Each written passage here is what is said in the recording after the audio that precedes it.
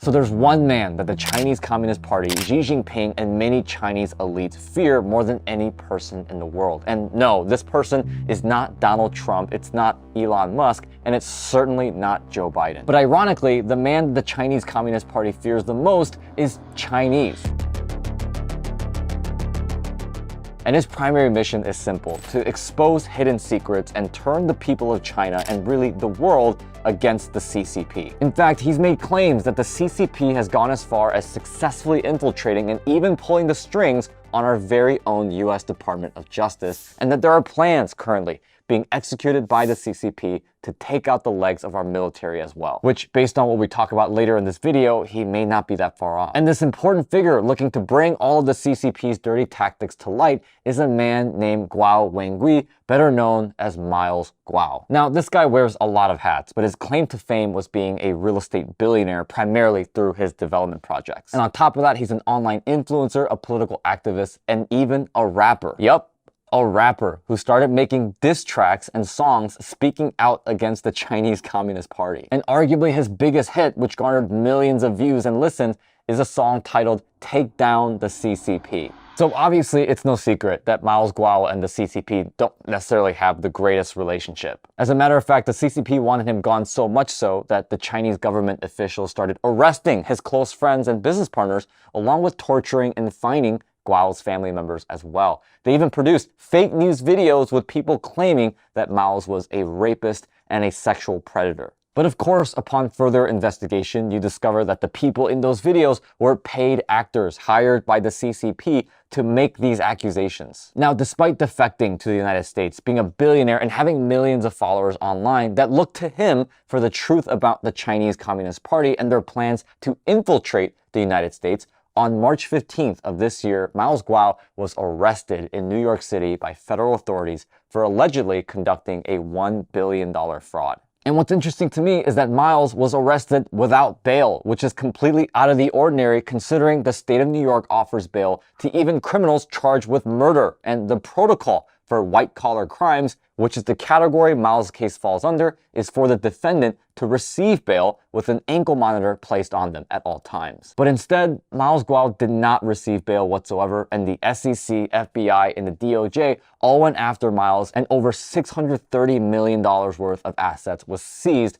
by the US government. Okay, so what happened? Did he actually commit fraud? Did innocent investors lose millions of dollars? And the answer to both of these questions: no. Because here's how fraud typically works. At first, you have operations that are mainly built based on deception. Usually everything looks amazing up front, but the more research you do, you realize this model isn't sustainable. But of course, for that exact reason, the business falls apart and fails, which eventually leads to a big exposure of what's really happening. Then investors get angry, media gets involved, leading to a grand finale of arrests being made and charges getting rolled out. In fact, if you look at some of the largest examples of fraud, such as FTX with Sam Bankman-Fried and Bernie Madoff, you quickly learn that they all follow this exact model. But that's not what happened with Miles Guo. Actually, not even close. In fact, the only reason why the business quote-unquote failed was because the SEC and the FBI came and shut it down by seizing funds right away after they were being raised. And with regards to the investors, out of the 5,500 investors that worked with Miles Guo,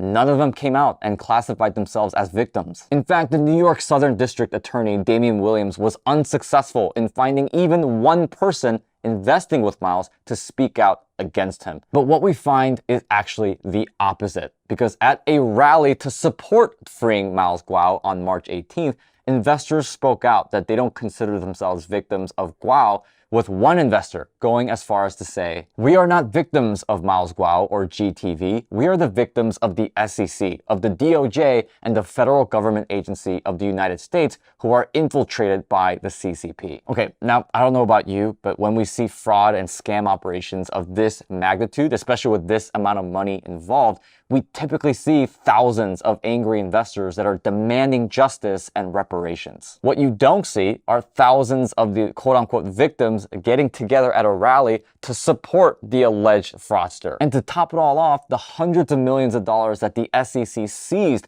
from Miles Guo, which was originally the investors' money, It's been 2 years and they still haven't returned the money to the original investors. But what's even crazier is that even after all of this, in a massive event of coincidence, while Miles was in jail, his penthouse in New York City, which contained a bulk of his evidence, caught fire and burned. And what did they claim was the cause of this fire? A simple light fixture. You sure about that? Which is suspecting, considering that this is a nearly $100 million luxury penthouse where maintenance is inspected and done pretty regularly. But the most ironic part, at least for me, as reported by NBC News New York, has to be that the fire started right as FBI agents were wrapping up their search of his penthouse. Okay, so at this point, we just have to ask, why is the CCP so obsessed with silencing this man? And why does the Chinese government want him back to China so bad, to the point where when President Trump had a meeting with Xi Jinping, the very first thing that Xi asked was for Trump to deport Miles Guo back to China? What were the claims that he made? And the most important question that we have to ask ourselves is, was he right?